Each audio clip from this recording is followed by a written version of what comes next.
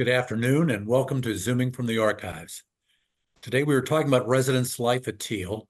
We have as our special guest Bob Phillips, Thiel class of 2008 and our Director of Resident Life. In the early years at Thiel, men were the only residents on campus living in Greenville Hall. In 1881, the Ridgeway Farmhouse, which was located by where the main entrance to the campus is today, was expanded to accommodate 6 women boarders. All other female students lived, and I quote, near the college at private houses approved by the faculty, according to the 1886 catalog. Daly Hall was built in 1892 as a women's residence with the Dean of Women as the head resident. When fraternities were formed in the early 1900s, many of the men moved off campus to live in the fraternity houses. Harder Hall, the first residence hall for men, was opened in 1952. The dorms, as we called them then, were single-sex and had house mothers until the late 60s for the men and the mid-70s for the women, when seniors were appointed as head residents. There were also small houses owned by Thiel that were adjacent to the campus that a group of men, again in the 1960s, or women, again in the 1970s, who shared a common interest could petition to live. 5 fraternity houses were built in 1962, bringing the men back onto campus. While the original houses were raised to make room for the townhomes and Glenn Johnson Center, the fraternities and sororities now live in small houses or have a wing in the residence hall for the group to live and have their activities. Since the early 2000s, the residence halls are co-ed by floor, allowing the college to better utilize the residence hall spaces. Bob Phillips started to work here shortly after his graduation as a business major in 2008 as a graduate assistant while getting his master's degree at YSU. He was named Assistant Director of Residence Life in 2013 and became the Director of Resident Life in 2022. His wife, Jessica, is also a Thiel alum. I knew his dad, Dan, when he was a student here before graduating in 1976. So if I call Bob Dan, you'll know why. Bob, welcome. Tell us more about residence life at Thiel. Hey, John. Hey, that's interesting. The late history in 1800s. I didn't know any of that stuff. That's really interesting. Well, Yeah, that's why I'm the archivist. I guess so, right? Yeah. So I feel like I've heard a lot of how residence life was in the 70s from my dad, and then talking to alum throughout the years. I feel like I've heard a lot of crazy stories from the 80s. I feel like that was a time where some crazy things may have happened on campus. And then I've been here since 2004, when I started as a student. So the campus definitely changed a lot over the last 20 years. And so I'm going to share my screen here. I have a little PowerPoint just to keep me on track. And there's a video at the end that I will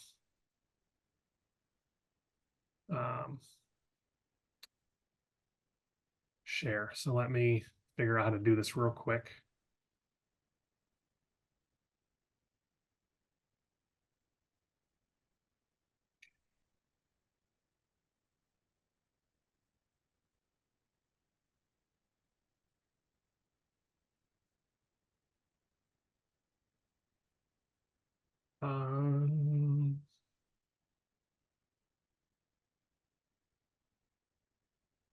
Is my desktop sharing right now? Is that what's up Yes. there?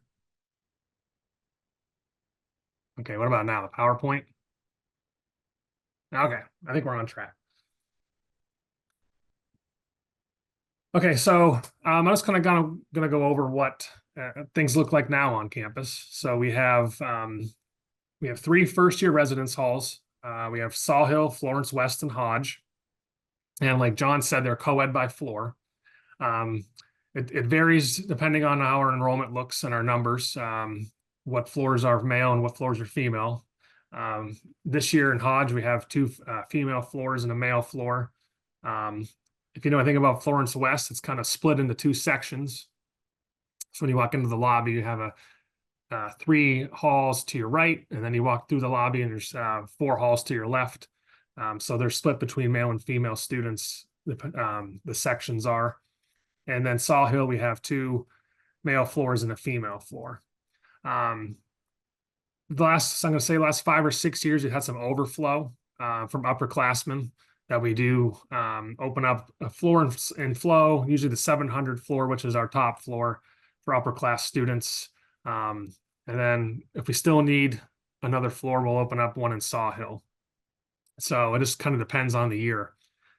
We house all our first year DHI students in Hodge Hall. We went away from that for a couple years after COVID, just logistic wise. But this year we brought it back. So all our first year DHI students live in Hodge Hall. Dan, tell them what's DHI. Yeah, so that's our Dietrich Honors Institute. It's basically students who did well in high school. They are part of our DHI program. And so they do a lot of projects and work together as DHI students. So it's good for them to be together.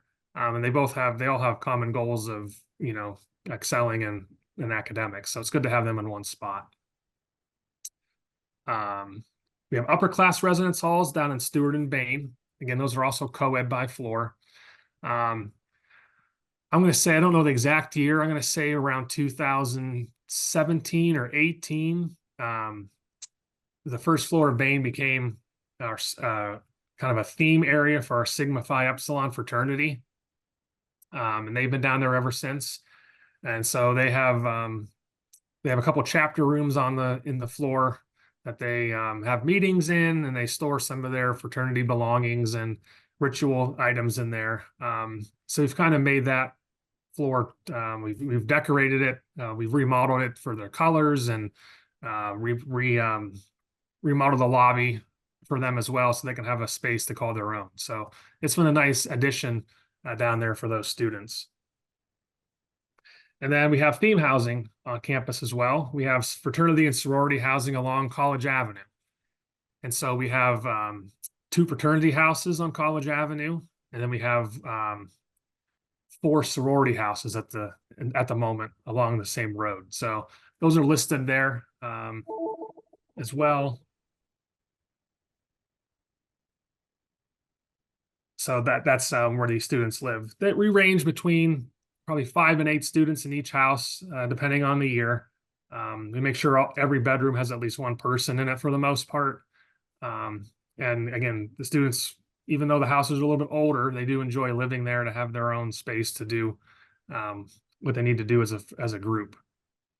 And we also have another group in a College Avenue house. That's our wing house, Women Inspiring the Next Generation. And they've been a staple in theme housing as well for at least the last decade. So we're happy to have them each year. And then other groups and organizations can apply for theme housing. They can apply to live in a townhouse or a block of rooms in our residence halls. And this year we do have 2 themed housing groups down in the townhouses. So each March they're able to apply. They have to have an advisor, have some programming goals, and then we'll approve those so they can go through room draw and apply for those houses. Some other options we have College Avenue apartments and our townhouses. These are available for our juniors and seniors on campus. So College Avenue, we have double and single units available.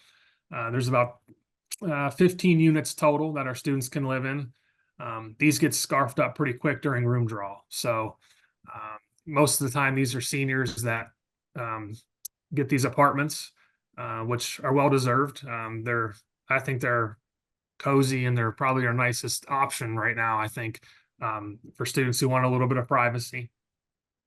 And then we have 20 townhouses down campus as well. These are 4-bedroom units. They can house up to 5 students. There's one room that's a little bit bigger that you can put 2 beds in. But most of the time we have 4 students in these units. So again, they have a little bit more freedom down there to enjoy the college experience, but still be focused on their academics. So the students definitely take advantage of these townhomes. And then finally, we have graduate housing. As most of you, probably all we started picking up graduate programs a few years ago, and we had to house these students. So we use our Davis Square apartments, and these mostly house our MBA, Masters of Business Administration, and our speech language pathology students. These are located on campus, and so it's convenient for those students who are in these programs. And we also lease a building on Fredonia Road, about 3 to 4 miles off campus. It's called our Trinity Apartments, and these are where our PA students live. And so they have a little bit of a drive up and back to campus every day. And our lease ends with them in July 2025. So we're trying to figure out how to move forward, if we re-up the lease or we go in a different direction. But for the most part, this is a nice area for the students to live. They're all together. They have a ton of coursework that they do together, and they have a huge whiteboard in the common area where they write down all their notes and study together. So it's been helpful for these students. So I listed down some recent improvements that we've made in these areas. So we've renovated the lobbies in Stewart, Bain, and Sawhill within the last few years. The nice perk, we've put central air conditioning in these areas. So when the students come back in the fall and August, it's still pretty warm outside, and not all the individual rooms have air conditioning. So students are able to go out there, get cooled off, study, watch TV, whatever they need to do. So that's been a great addition. There's also new flooring and carpet and new furniture in these areas. And when I show this video at the end, there's some nice shots of those areas on campus. We've put AC units in all of the dorm rooms in Hodge Hall, which has been nice. It's students really want to live there because of the AC units. And not only for our students, we do a lot of summer conferences over the summer months. And so it's also beneficial for the summer camps that come in. We have band camps from high schools that come in. Usually it's East Palestine and Brush high schools come in July, beginning of August. And so it's hot, and it's nice to have those units. We have our MS Bike group that comes in June. And so it's been beneficial for everybody. We've also renovated restrooms in Stewart and Bain within the last 4 or 5 years. So that's been a great improvement. It was much needed. And then we did some work on the first floor of Sawhill. We put some new flooring in the hallways and the rooms. And we painted all the rooms and the hallways as well. And it's just amazing what a little paint and flooring can do to sprucing up an area. It's been a real nice improvement for the students. We also we've built a fire pit outside of Hodge Hall, which I think has been great for the organizations and groups on campus. So they have to go through a process where they reserve the area, and it gets approved by myself and the chief of police and Than, our student activities coordinator. And they can go out there. We provide the wood, and we clean up afterwards for them.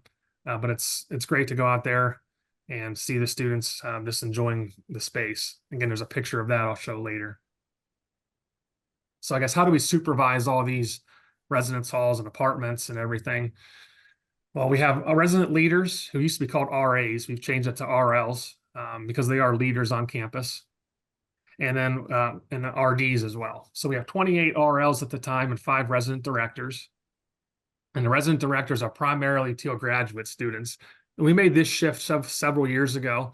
Our RDs used to go to YSU, and they would do their graduate assistantship at Thiel as RDs. But when we got our graduate programs, thought it would be a good idea to offer that to our students instead. So we dropped the partnership with YSU, and we've used our graduate students instead, which has been, I think it's been good because they know the lay of the land here at Thiel.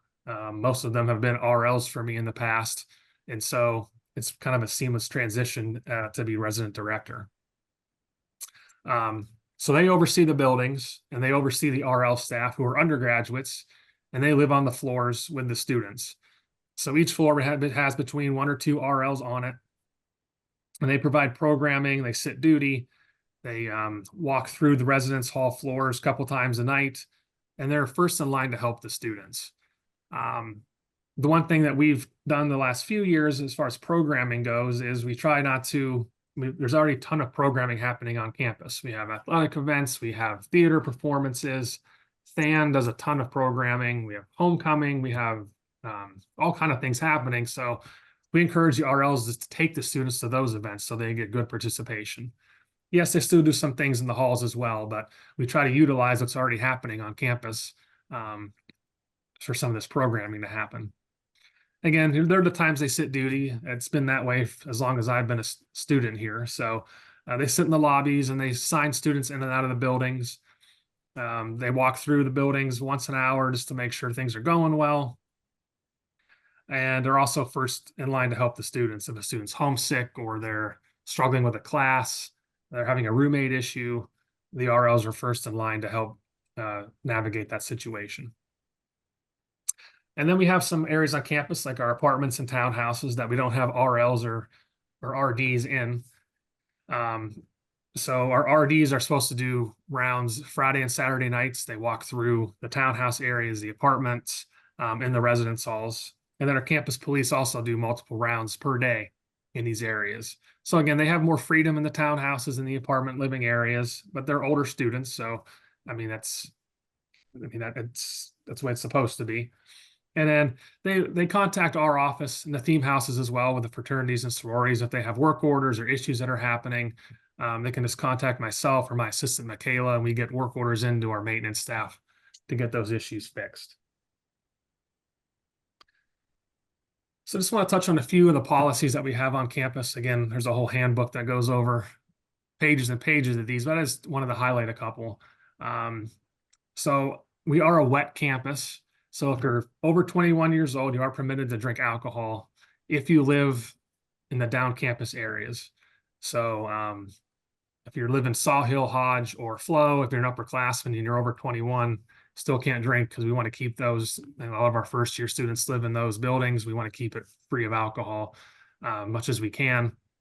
But you are permitted to drink at our townhouse areas, our apartments if you're over 21 years old. Again, there's limits on amounts you can have in your apartments or townhouse, and there's a limit on percentage of alcohol you can have.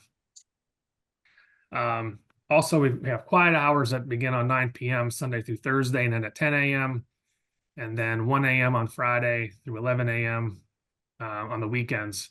Again, it's very important. The RLs try to monitor this as much as they can. It can be difficult at times, but again, we want to have the residence halls as the areas where students can study, they can get homework done. And in the evenings, we want to keep it as quiet as possible. Some floors are better than others, but it is a goal that the RLs have to make sure that these are being taken care of.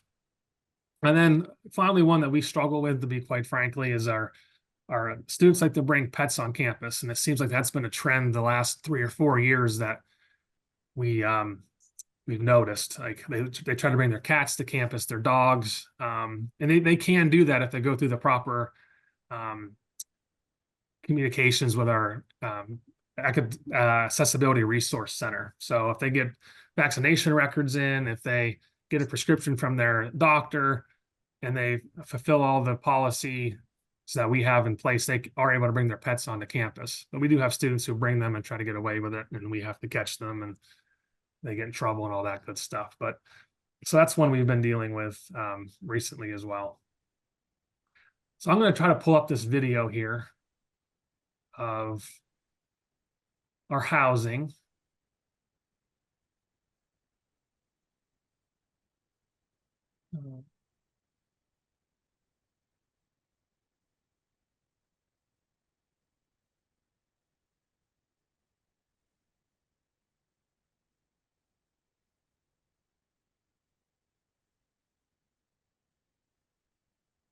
Everybody see that video? Mm-hmm. Okay.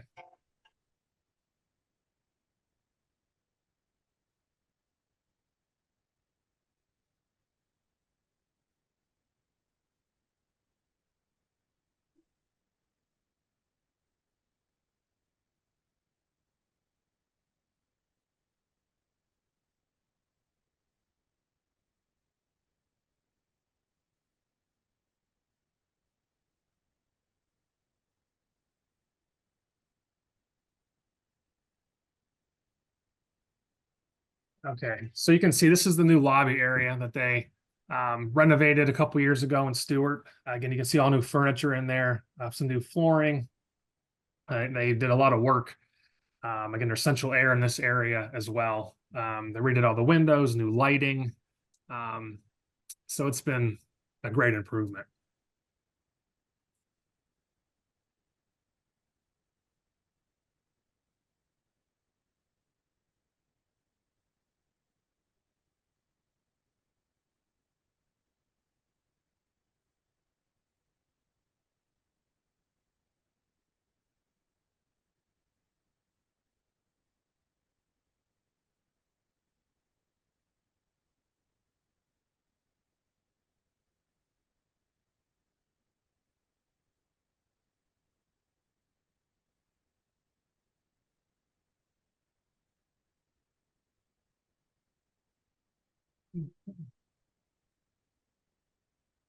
Again, a newly renovated lobby in Bain.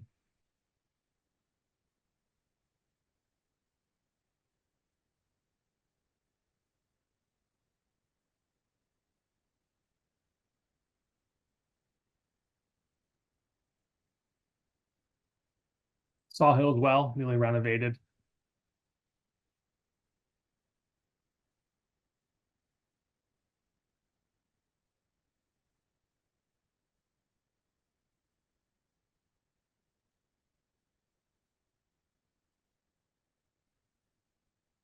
So this is a new fire pit we were talking about. Students, organizations reserve this pretty much on a, definitely both weekend days. It's pretty much always taken during the weekdays too. Groups sign up to have fire and just chat and hang out.